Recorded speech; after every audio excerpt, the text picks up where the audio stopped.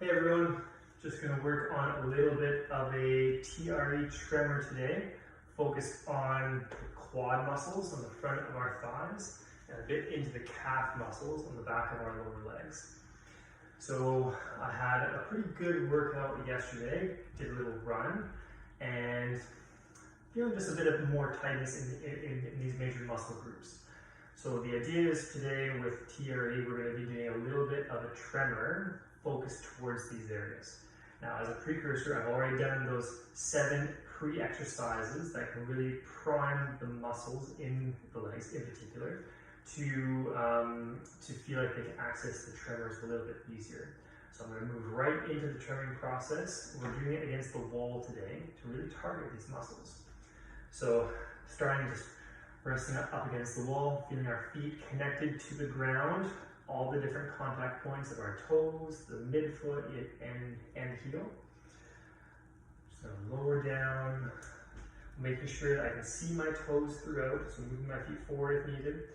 Lower down, just building some tension into the quads. And we're already getting a little bit of movement. So I'm just going to explore this a little bit for the next few minutes.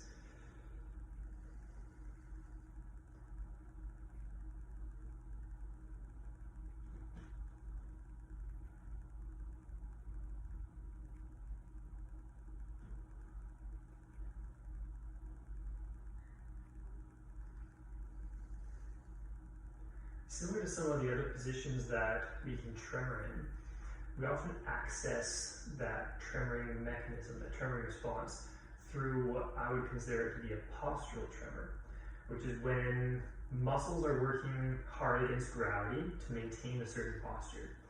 So for example, if I lower into a really deep wall set, these are close to 90 degrees, eventually my legs are going to be really tired and fatigued, and they will start to shake here. But the idea is not so much to just focus on that postural tremor, because we get a huge therapeutic benefit from what's called a neurogenic tremor, which again, we access sometimes through the postural tremor, having the muscles work against gravity. But when we come to the neurogenic tremor, we're putting ourselves in a position where the muscles aren't really having to work that hard. There's a little bit of tension, sure, but it's not like they are resisting an intense effort. So there's a little bit of resistance against gravity here, but mostly the tremors are occurring on their own quite involuntarily. Now, we can stop the tremors through conscious control or through changing our posture, but it can be quite easy just to let them go. It feels very relaxed, very calming, not very fatiguing.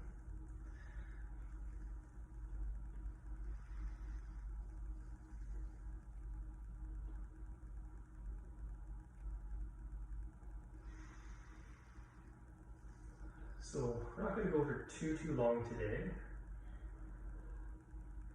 Just between patients I'm seeing in the clinic, just get a little bit of a tremor, kind of help me reset some buildup of tension that seems to be a common pattern for me when I do a lot of running.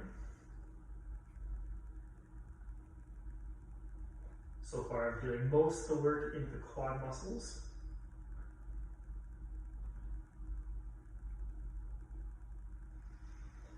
We can also transition the tremors a little bit more towards the calf region. So that's the lower legs on the back side. There's 2 major muscles that we think of when we think of the calf. One is called the gastrocnemius, more on the outside and upper portion, sort of up and through here. The other is called the soleus. It's a little bit deeper and a little bit more low down the shin. So in this position, with our knees a little bit straighter, if I were to lift up the heels and get into a little bit of a tremor, I might even go a little bit closer with my feet towards the wall, still resting against the wall. Just feeling a nice little gentle shake.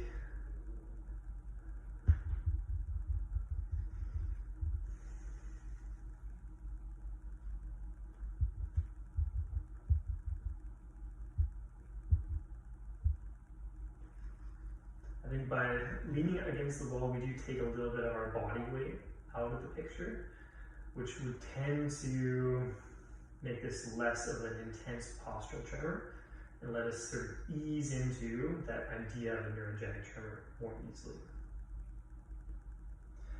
If we bend the knees a little bit, still with our heels raised, and get a little bit more of that focus of the tremors towards the soleus muscle, that little bit deeper muscle in the shin.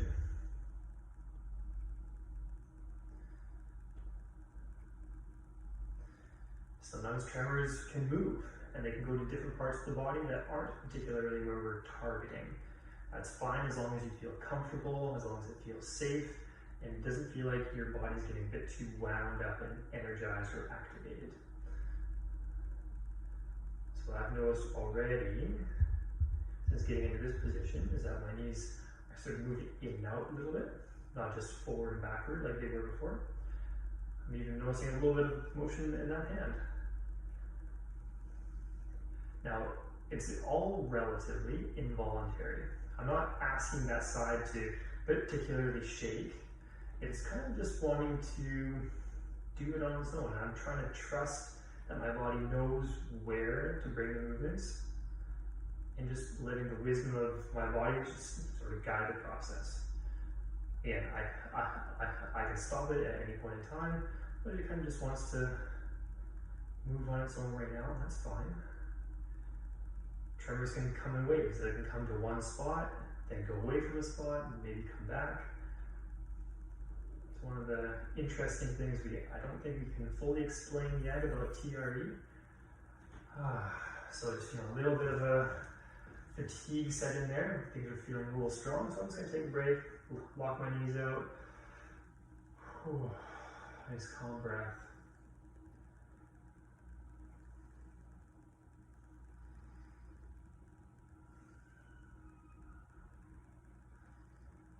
One of my intentions this week is to really be more conscious of a belly breath, having the belly expand and relax with our calm breathing compared to feeling the shoulders contributing a lot to the movement of our rib cage as we open the airways, bring the air in, and let them relax to have the air come out. So I might just go for a couple more minutes. I was finding that the calves were getting a little bit fatigued, so I'm going to try leaving my heels down. Classically, that would cue maybe the tremors to come more towards the quad muscles.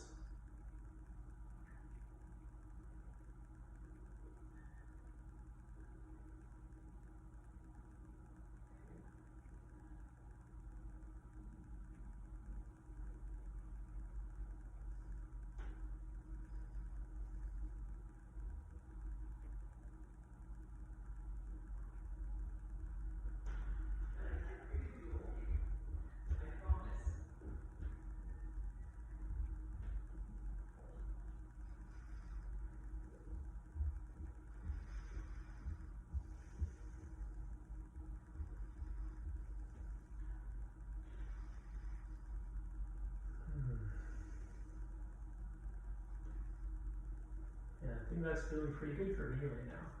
So I'm going to take a break, locking out my knees, pushing my heels and my toes firmly into the ground, finding that belly breath again.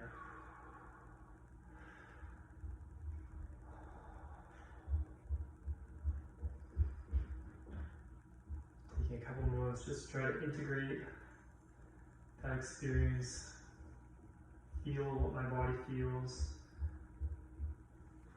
Think about what thoughts or emotions are going through my head.